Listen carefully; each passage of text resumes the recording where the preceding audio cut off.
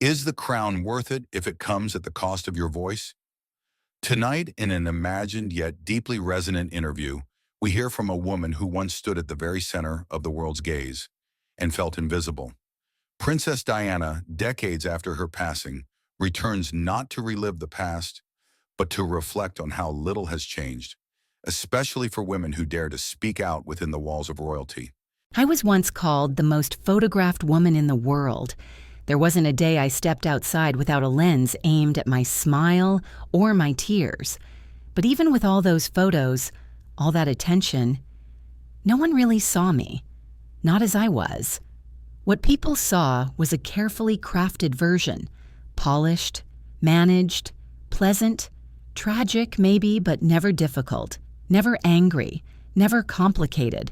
God forbid a princess feels anything but graceful. I'm watching it happen again, with Meghan. I've watched her walk into that same golden cage, dressed in hope, only to discover the bars were already locked. People love to compare us what she wore, how she smiled, how she spoke. But it's not about similarity. It's about structure.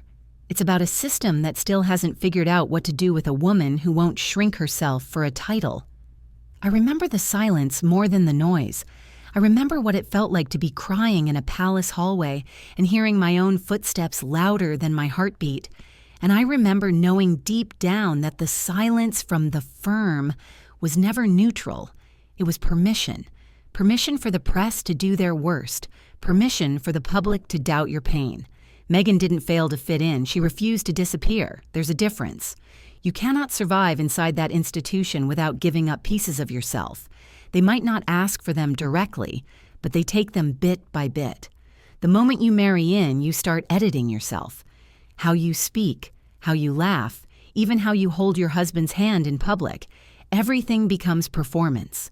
And the better you are at the role, the lonelier it gets.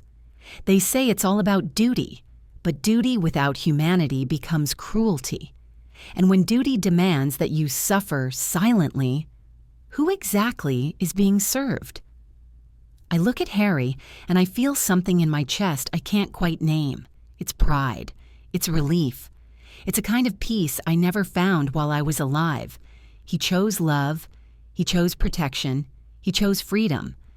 That couldn't have been easy, but I know deeply that it was right. I don't say this lightly, but I think he broke the cycle, the one that swallowed me whole. And Meghan, she's not me. She doesn't need to be.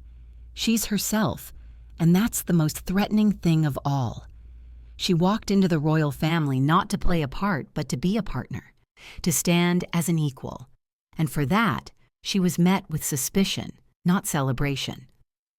I recognize that kind of loneliness, the kind where your world is full of people, but no one is really listening, where you're praised in headlines one day and ripped apart the next.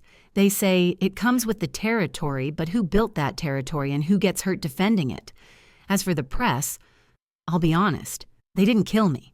But they certainly fed the machine that made it easier for me to break. They don't care about truth. They care about traction. And the more scandalous the angle, the faster it spreads. They chased me into cars, into bathrooms, into breakdowns, and now they do it with phones instead of cameras. But the hunger is the same, and it's just as violent. It's hard to explain what it feels like to have the entire world projecting onto you while you're still trying to figure out who you are. Everyone thinks they know you better than you know yourself, and if you try to correct them, you're accused of being manipulative or dramatic. There were moments I didn't recognize my own reflection, not because of fame, but because of what I had to suppress to maintain it. The royal family is an institution built on tradition, but too often that tradition is used as a shield against accountability. They'll tell you it's about image, about history, about dignity. But ask yourself, when someone inside is suffering, what dignity is there in silence? The crown cannot love you. It can elevate you. It can protect you as long as you obey. But when you step outside the narrative, you become expendable. I sometimes wonder what my life would have been like if someone, just one person, had said, "You don't have to endure this. Maybe I would have stayed. Maybe I wouldn't have felt like escape was the only option. I wish I could have held Meghan's hand through it. I wish someone had held mine.